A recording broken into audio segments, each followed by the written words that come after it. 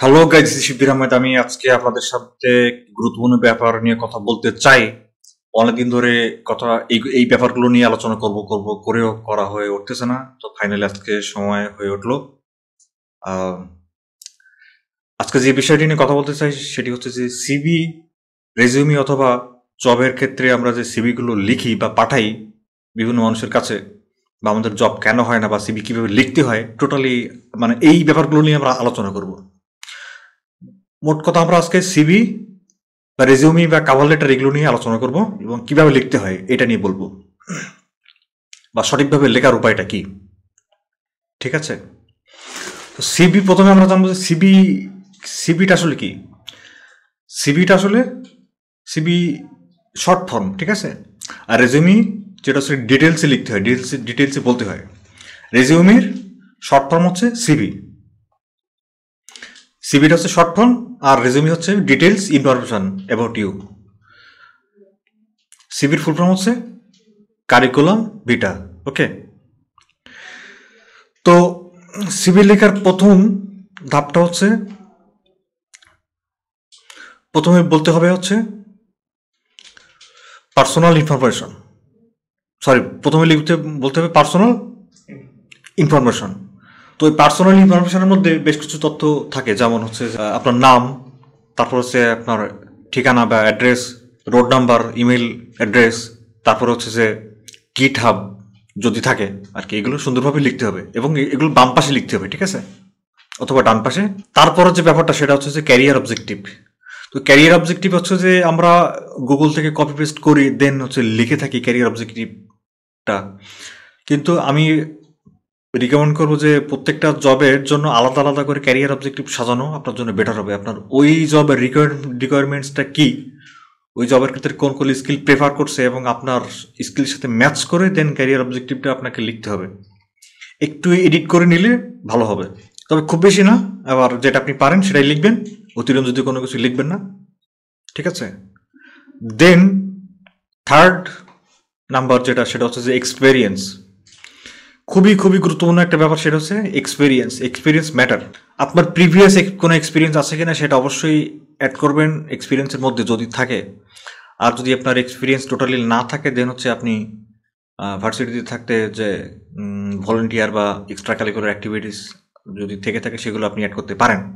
তো আমি মানে প্রেফার করবো এই টাইপের এক্সপিরিয়েন্স যদি আপনার মানে না থাকে, দেন আপনি এই ধরনের এক্সপিরিয়েন্সগুলো যেগুলো ভার্সিটিতে আপনি করে আসছেন সেগুলো হচ্ছে আপনি আলাদা একটা পার্ট করে এক্সট্রা কারিকুলার অ্যাক্টিভিটিস করে দেন সেগুলোর মধ্যে অ্যাড করতে পারেন।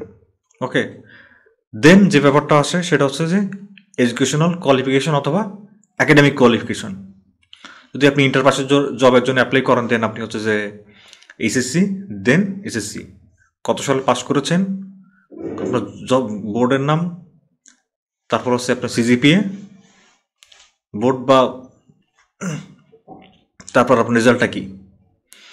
আর যদি আপনি অনার্স মাস্টার্স সবগুলো কমপ্লিট করে থাকেন, দেন হচ্ছে আপনার লাস্টে প্রথমে লিখবেন মাস্টার্সের রেজাল্ট, যে এমএ ইন ইংলিশ যদি আপনি যে সাবজেক্টে করে থাকেন, দেন হচ্ছে কত সালে পাস করেছেন, দেন হচ্ছে ইউনিভার্সিটি বা বোর্ডের নাম, যশোর বা প্রাইভেট ইউনিভার্সিটি, নর্দার্ন হোক, এনএসইউ, ডেপুটি হোক, যে ইউনিভার্সিটি থেকে কমপ্লিট করছেন সেই প্রতিষ্ঠানের নাম।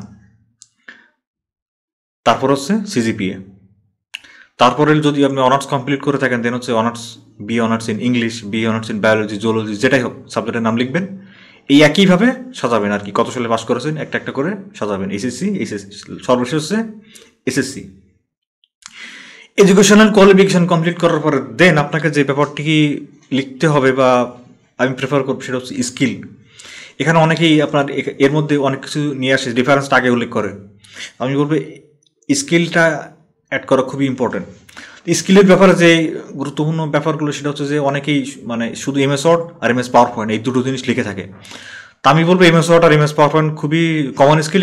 এই স্কিলটা সবার কম বেশি থাকে। সবাই কম বেশি যারা মানে ভার্সিটিতে বলেন বা আপনার অন্যান্য শিক্ষা প্রতিষ্ঠান সবাই মোটামুটি জানে, যারা পড়াশোনা নাও করে তারাও অনেকেই জানে। তো এইটা তো লিখতে পারেন। যদি আপনার নিতান্তই কোনো স্কিল না থাকে, দেন আপনি এই দুটো লিখতে পারেন। আর সব থেকে বেশি ভালো হবে যে আপনার Microsoft Excel plus PowerPoint, Adobe Photoshop, Illustrator এইগুলো লিখতে পারেন। আর আরও ভালো হবে যে ওই স্পেসিফিক যে জবে আপনি অ্যাপ্লাই করবেন সেই জবের জন্য কি কি স্কিল লাগে সেইগুলো একটু স্টাডি করে যদি সেগুলো আপনার থাকে সেগুলো আপনি অ্যাড করে দিতে পারেন, সেটা দেওয়াটা ভালো হবে। এর মধ্যে আপনার স্কিলের মধ্যে আইএলস যদি করা থাকে ব্যান্ডেজ করে কত পাচ্ছেন বা কত পেয়েছেন সেটা হলে উল্লেখ করতে পারেন। দেন হচ্ছে পার্সোনাল ডিটেলস, আপনি এটা লিখতে পারেন আর কি। পার্সোনাল ডিটেলস লেখার ক্ষেত্রে আপনাকে প্রথমে লিখতে হবে নিজের নাম পরিপূর্ণভাবে, আপনার এনআইডি কার্ডে যেটা দেওয়া বা সার্টিফিকেটে যে নামটা দিয়ে আসছেন সেই নামটা পুরোপুরি লিখতে হবে সুন্দর করে।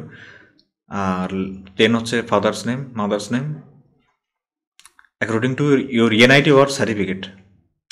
দেন হচ্ছে যে Bangladeshi, marital status, phone number, NID number, প্রত্যেকটা ইনফরমেশন সুন্দর করে লিখতে হবে। এবং এই লেখার ক্ষেত্রে কোলনগুলো খুব সুন্দর করে দিতে হবে, একটা যেন বাম পাশে একটা ডান পাশে সেটা যেন না হয়, প্রত্যেকটা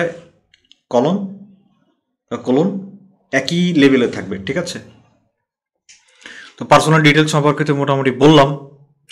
তো এর মধ্যে আপনার যদি কোনো কোশ্চেন থাকে অবশ্যই জিজ্ঞাসা করতে পারেন। তারপরে আসবে হচ্ছে রেফারেন্স, খুবই গুরুত্বপূর্ণ একটা ব্যাপার, সেটা হচ্ছে যে রেফারেন্স।